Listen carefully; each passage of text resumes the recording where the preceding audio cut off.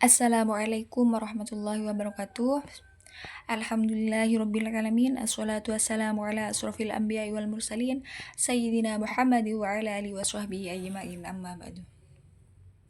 Yang saya takdimi Kiai Haji Muhammad Hasan Mutawakil Allah SHMM, dan yang saya takdimi Bapak Abdul Aziz Wahab BAMAG, dan yang saya hormati Ibu Kaprodi saya sekaligus pembimbing saya Ibu Kustiana Arisanti MPDI, dan yang saya hormati pembimbing 2 saya Ibu Nur Fatimah MPD. Di sini saya Anisatul Hasanah dari program studi Pendidikan Agama Islam akan menjelaskan sedikit tentang proposal saya. Langsung saja ke latar belakang. Peningkatan pendidikan anak remaja untuk memperoleh kecerdasan spiritual adalah usaha yang sangat penting. Karena banyak anak remaja yang mempunyai kecerdasan intelektual dan kecerdasan emosional yang tinggi, tetapi tidak mempunyai akhlak yang baik. Kecerdasan spiritual merupakan potensi yang harus dimiliki oleh anak remaja saat ini, karena pengaruhnya sangatlah besar dalam kehidupan seseorang, terlebih anak remaja kelak di masa depan. Dan rumusan masalah. Di sini rumusan masalah saya ada 2. Yang pertama, bagaimana model peningkatan kecerdasan spiritual remaja melalui kegiatan majelis taklim dan jam'iyah sholawat Raudatus Sholihin di Desa Prasi Bercak, Gading, Probolinggo. Rumusan masalah yang kedua, bagaimana pelaksanaan untuk meningkatkan kecerdasan spiritual remaja di Desa Prasi melalui kegiatan majelis taklim dan jam'iyah sholawat Raudatus Sholihin di Desa Prasi, Gading, Probolinggo. Tujuan penelitian. Yang pertama, untuk mengetahui peningkatan kecerdasan spiritual remaja melalui kegiatan majelis taklim dan jam'iyah sholawat Raudatus Sholihin di Desa Prasi Bercak, Probolinggo. Dan yang kedua, untuk mengetahui pelaksanaan dalam peningkatan kecerdasan spiritual remaja di Desa Prasi, Gading, Probolinggo melalui kegiatan majelis taklim dan jam'iyah sholawat Raudatus Sholihin. Manfaat penelitian. Di sini ada 2. Yang pertama, manfaat teoritis dan manfaat praktis. Manfaat teoritis, manfaat secara teori. Dari hasil penelitian ini diharapkan dapat menambah wawasan atau ilmu pengetahuan agama mengenai kecerdasan spiritual remaja melalui kegiatan majelis taklim dan sholawat yang diadakan oleh takmir masjid dan masyarakat untuk mendapatkan syafaat dari Kanjeng Nabi Muhammad SAW dan menjadikan kehidupan sehari-hari kita lebih berkah serta dipermudah dalam segala urusannya. Manfaat secara praktis atau manfaat yang bisa langsung dirasakan dan diterapkan dalam kehidupan sehari-hari. Yang pertama ada bagi peneliti, manfaat praktis bagi peneliti. Hasil penelitian ini diharapkan dapat menambah ilmu pengetahuan agama serta mengetahui berbagai kegiatan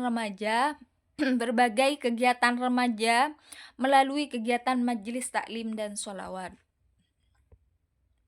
Dan bagi mahasiswa, penelitian ini diharapkan menambah wawasan dan kemampuan berpikir dan bisa dijadikan sebagai acuan atau sumbangan pemikiran dalam referensi skripsi dan lain sebagainya. Bagi perguruan tinggi, penelitian ini bagi Universitas Ilmu Keislaman Zainul Hasan, Genggong, diharapkan bisa menambah informasi dan masukan untuk peneliti selanjutnya. Dan lanjut di penelitian terdahulu. Di sini saya mencantumkan 3. Yang pertama punya Firman Ginanjar Dwi Putra tahun 2021, yang mana judulnya Pendidikan Spiritual Remaja Melalui Sholawat di Panti Rehabilitasi Nurul Ihsan Al-Islami Kabupaten Purbalingga. Persamaannya di sini sama-sama meneliti tentang kecerdasan spiritual remaja.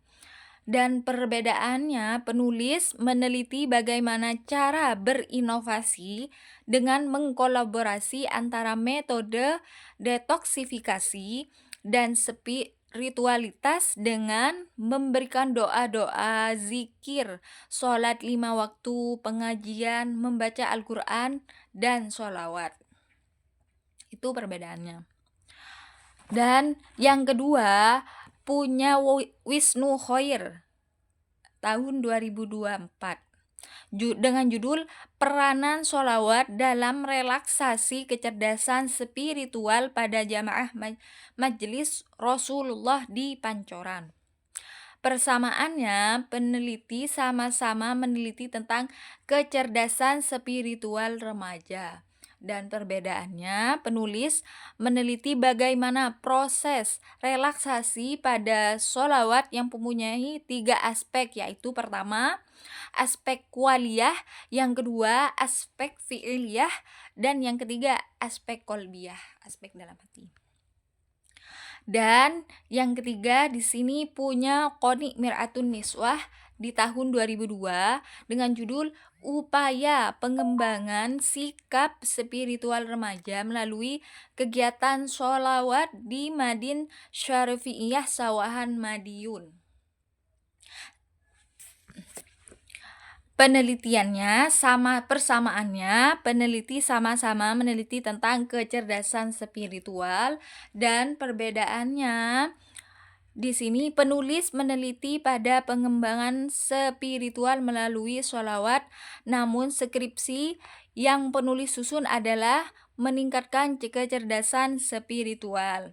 Nah, di penelitian terdahulu ini persamaannya tentang kecerdasan spiritual remaja. Berarti begitu pentingnya kecerdasan spiritual remaja untuk saat ini. Dan lanjut di bagian kajian teori. Yang pertama ada upaya. Upaya adalah usaha untuk menyampaikan maksud, akal, dan ikhtisar yang merupakan segala sesuatu yang bersifat atau mengusahakan terhadap suatu hal supaya dapat lebih berdaya guna berhasil atau sesuai dengan maksud, tujuan, fungsi, serta manfaat suatu hal tersebut dilaksanakan. Atau bisa jadi upaya itu usaha atau daya untuk mencapai suatu tujuan atau mengatasi suatu masalah. Dan yang kedua, peningkatan. Peningkatan merupakan upaya untuk menambah derajat, tingkat, dan kualitas maupun kuantitas.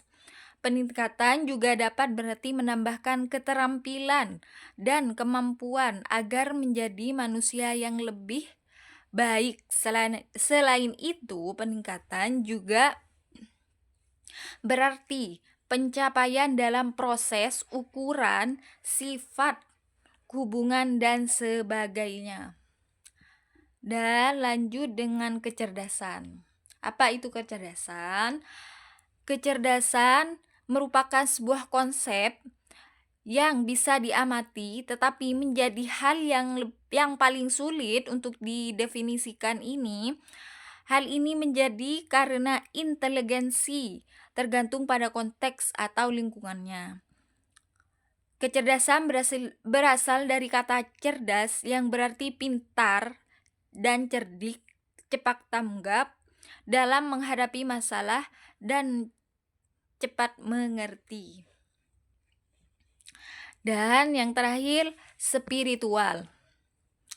Spiritual adalah kesadaran tentang diri dan kesadaran individu tentang asal, tujuan, dan nasib, di mana individu ini memiliki hubungan yang erat dengan Sang Pencipta dan sesama. Contoh sih. Dan lanjut di metode penelitian.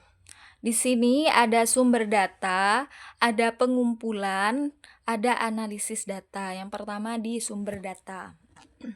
Ada data primer dan data sekunder.